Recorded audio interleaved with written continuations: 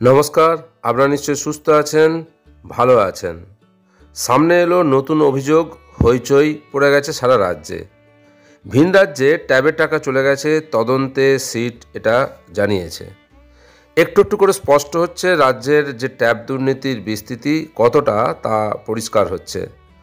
অধিকাংশ ক্ষেত্রেই যে জেলা ট্যাবের টাকার কারচুপি হয়েছে সেই অভিযোগে ধৃতরা অন্য জেলার। যে টাকা পড়ুয়াদের ব্যাংক অ্যাকাউন্টে পৌঁছানোর কথা তা গিয়েছে অন্য জেলা, এমনকি অন্য রাজ্যের অ্যাকাউন্টে। ঘটনায় জড়িত অভিযোগে বুধবার গভীর রাতে উত্তর দিনাজপুরের চোপড়া থেকে একজনকে গ্রেপ্তার করা হয়েছে। বৃহস্পতিবার নতুন করে একাধিক জেলায় তেমন কারচুপির কথা সামনে এসেছে।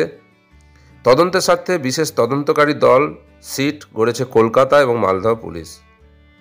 রাজ্যের শিক্ষামন্ত্রী ব্রাত্য বসু এদিন বলেন, 10 জনকে ধরা হয়েছে এই কাণ্ডে।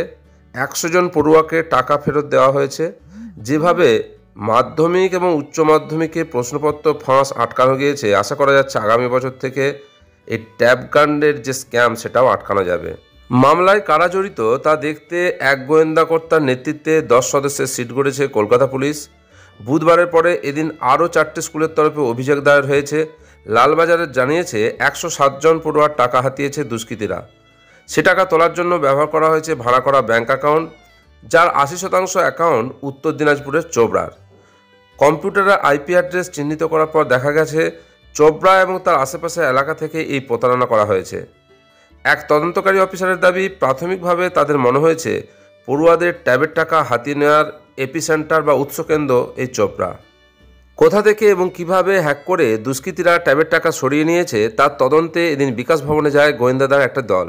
তাদের সঙ্গে ছিল সাইবার বিশেষজ্ঞদের একটি দল। প্রাথমিকভাবে তদন্তকারীরা জানতে পেরেছেন স্কুল থেকে ট্যাব প্রাপকদের তালিকা যায় জেলা স্কুল পরিদর্শকের কাছে। সেখান থেকে বিকাশ ভবন হয়ে ট্রেজারিতে যায় ওই তালিকা। গোয়েন্দাদের অনুমান, কেন্দ্রীয়ভাবে কোনো জায়গা থেকে দুষ্কৃতীরা এই তালিকা হ্যাক করে পড়ুয়াদের ব্যাংক অ্যাকাউন্টের বদলে নিজেদের অ্যাকাউন্টের নাম্বার বসিয়েছে। তবে তা ঠিক কোথা থেকে হয়েছে, কিভাবে হয়েছে তা জানতে ফরেনসিক অডিটের সাহায্য নিচ্ছে পুলিশ। তবে শুধু চোপড়া নয়, ট্যাবের টাকা উত্তর দিনাজপুরের করণদিঘি, ইসলামপুর, মালদহ, কোচবিহার, পশ্চিম বর্ধমানের বিভিন্ন অ্যাকাউন্টে, এমনকি উত্তর দিনাজপুরের লাগোয়া বিহারের কিষানগঞ্জ, পূর্ণিয়া, অসম, পাঞ্জাব, ছত্তিশগড়ের বিভিন্ন অ্যাকাউন্টে গিয়েছে বলে বিভিন্ন জেলা পুলিশের দাবি।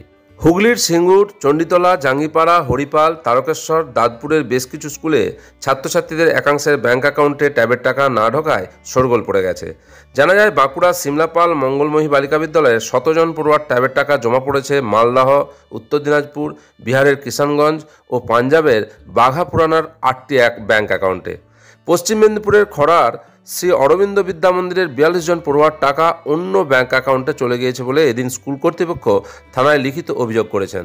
নদিয়ার কালীগঞ্জ এবং চাকদহ, কোচবিহারের পুন্ডিবাড়ি, পুরুলিয়ার রঘুনাথপুর 2 ব্লকের স্কুলেও ট্যাব কেলেঙ্কারির সামনে এসেছে। শিক্ষামন্ত্রীর আশ্বাস, ভিতরে বা বাইরে যে বা যারা এই ঘটনায় জড়িত কাউকে ছাড়া হবে না। বাংলা শিক্ষা পোর্টালেও কিছু প্রযুক্তিগত পরিবর্তন হতে পারে। এই পরিবর্তন পোর্টালেই জানিয়ে দেওয়া হবে। এখনও পর্যন্ত 888 জন পড়ুয়ার টাকা উধাও হয়েছে, 66টি মামলা দায়ের হয়েছে এবং এই ট্যাব কাণ্ডের তদন্তে মালদহ কলকাতা পুলিশের সিটের পাশাপাশি সিআইডিও তদন্ত করছেন। আশা করা যায় সমস্ত ছাত্রছাত্রী তাদের অ্যাকাউন্টে এই ট্যাবের টাকা ফিরে পাবে এবং এই দুর্নীতি মুক্ত হবে। এই আশা রেখে আজকের ভিডিও এখানেই শেষ করছি। আপনারা সকলে সুস্থ থাকুন, ভালো থাকুন।